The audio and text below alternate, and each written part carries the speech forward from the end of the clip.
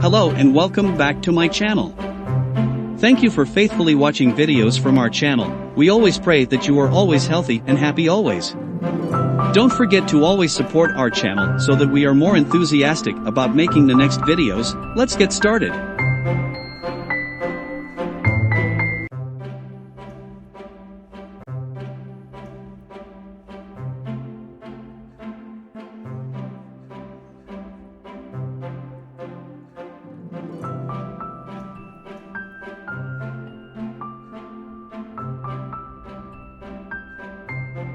Annie's journey, a story of strength and happiness.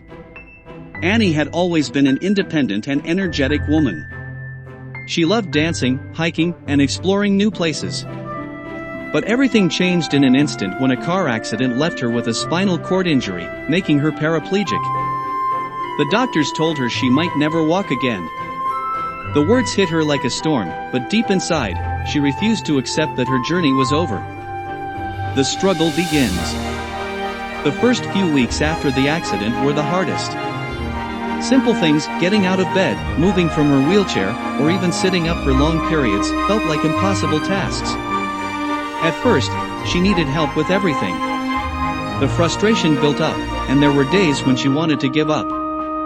Her physical therapist, Mark, saw the fire in her eyes and knew she had the determination to push through.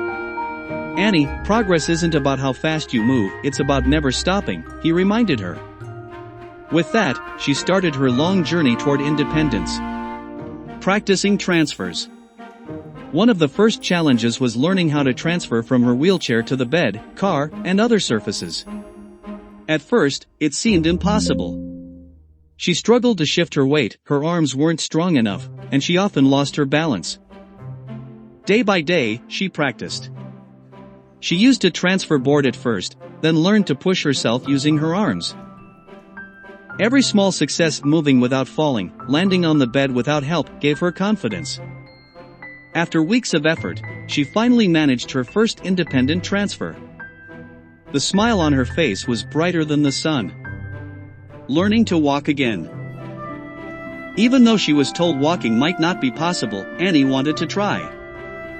With the help of braces and parallel bars, she began training her legs again. It was exhausting. She fell more times than she could count. But she kept getting back up. Each session in the rehabilitation center was painful, yet rewarding.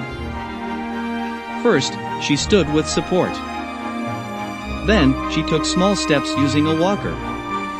Months passed, and Annie's determination never wavered.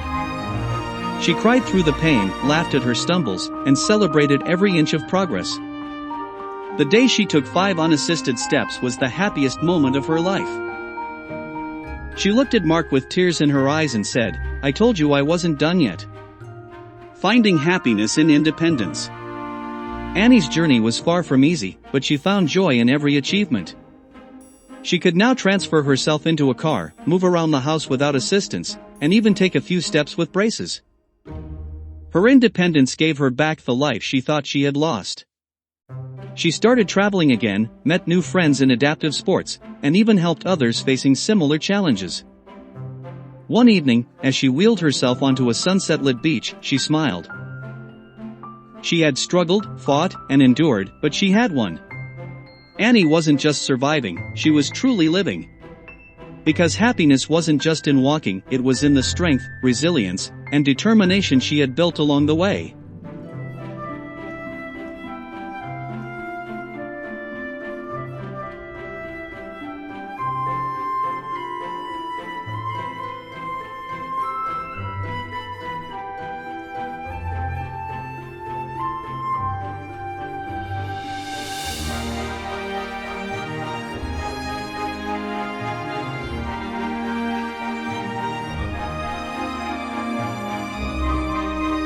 May sat by the window, watching the golden sunlight filter through the leaves.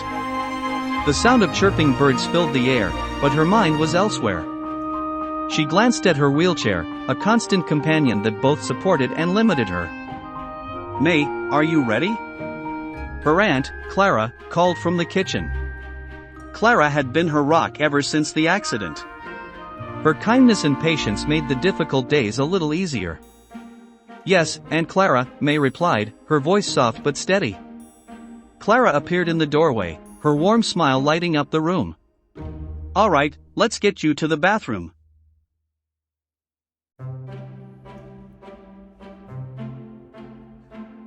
She walked over and locked the wheelchair's brakes before gently helping May transfer from the chair to her feet. Though May couldn't walk on her own, she'd regained enough strength to stand briefly with support.